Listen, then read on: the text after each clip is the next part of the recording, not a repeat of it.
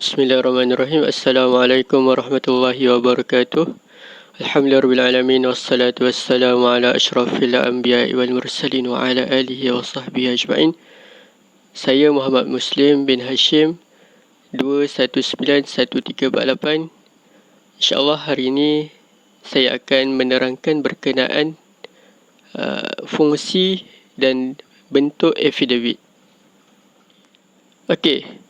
Sebelum kita bergerak lebih jauh, kita kenalah tahu apa itu affidavit. Okey.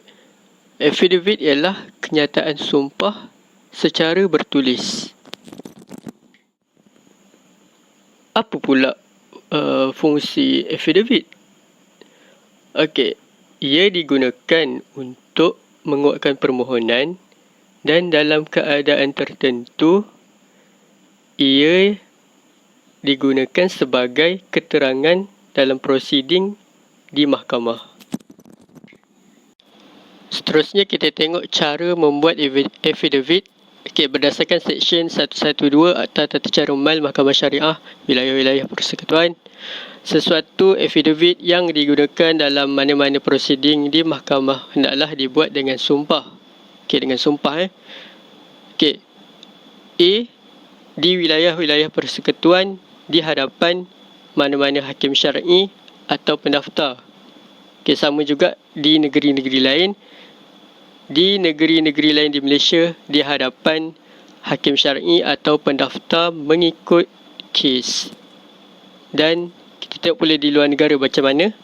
Di mana-mana tempat di luar Malaysia di hadapan mana-mana pegawai Islam Kedutaan Malaysia atau pejabat Pesuruhjaya Tinggi Malaysia atau konsulat atau misi tetap di tempat itu yang diberi kuasa untuk menyediakan sumpah.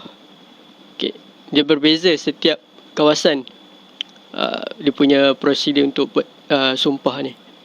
Kalau wilayah berhadapan dengan hakim syar'i atau pendaftar. Negeri-negeri lain ikutlah Perak ke, Johor ke, Selangor ke, dia kena buat di hadapan hakim syar'i atau pendaftar. Okey, di luar negara pula kena ikut apa yang ada di dalam Seksyen 112 ni. Okey, tadi kita dah tengok fungsi affidavit. Sekarang kita tengok pula kepada bentuk affidavit. Macam mana? Okay. Sesuatu affidavit hendaklah diisi dalam borang MS-26. Okay. Berdasarkan Seksyen 113 Akta Tata Cara Mal Mahkamah Syariah Wilayah-Wilayah Persekutuan 1998, Subseksyen 1, sesuatu affidavit hendaklah dalam borang MS-26. Okay. Subseksyen 2, walau apa pun Subseksyen 1, mahkamah boleh mengikut budi bicaranya menerima sesuatu affidavit walaupun terdapat apa-apa ketidakteraturan dalam bentuknya. Okey, berdasarkan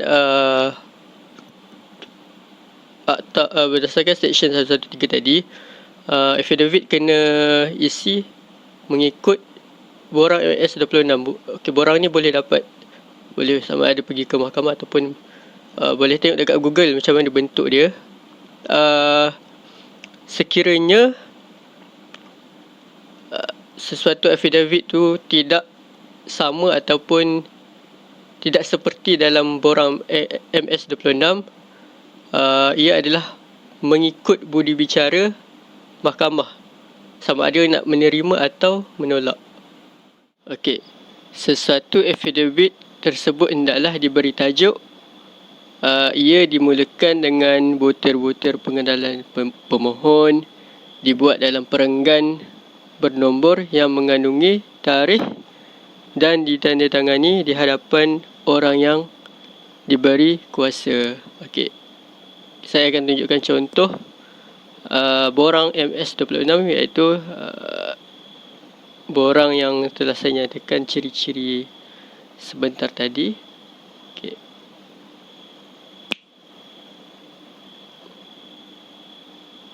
Okey, saya dah paparkan di skrin. Boleh tengok.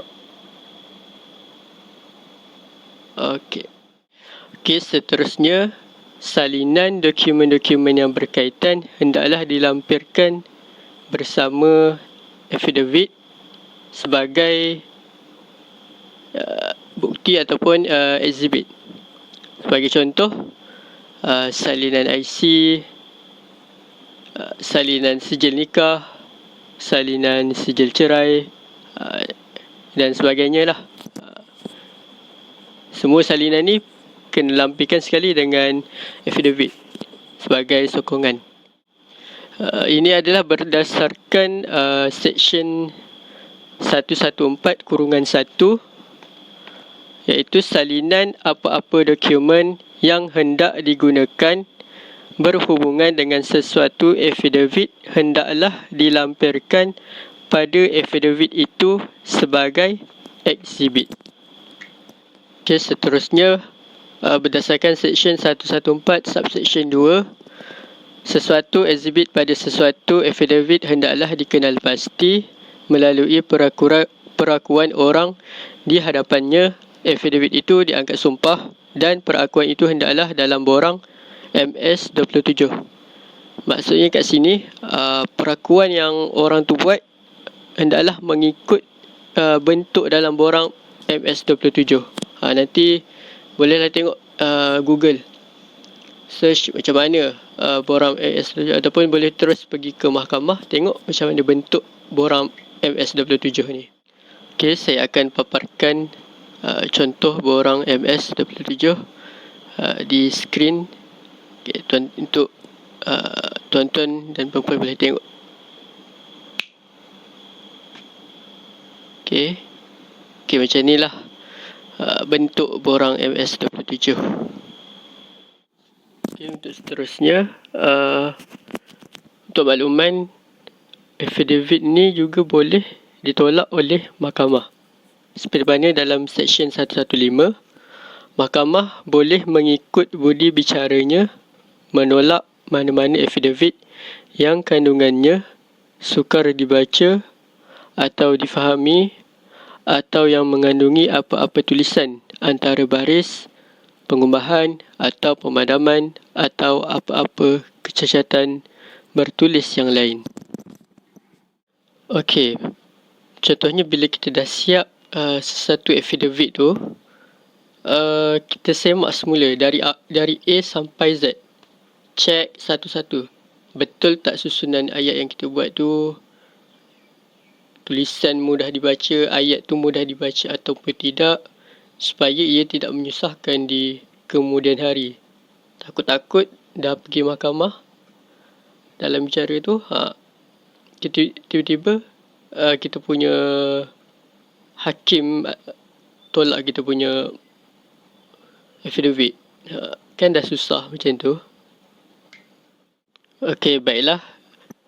Secara kesimpulannya, affidavit ini adalah sesuatu kenyataan sumpah secara bertulis. Okey, dia ada affidavit sokongan, ada affidavit penyampaian, dan kesemuanya adalah berkaitan untuk kes-kes mal sahaja, ya. Untuk kes-kes mal. Dan dalam kita membuat sesuatu affidavit tu, kita perlulah teliti setiap apa yang butiran-butiran yang kita letak dalam affidavit, dalam borang MS-26, tajuk kena letak. Okay, kita perhatikan prosedur dalam.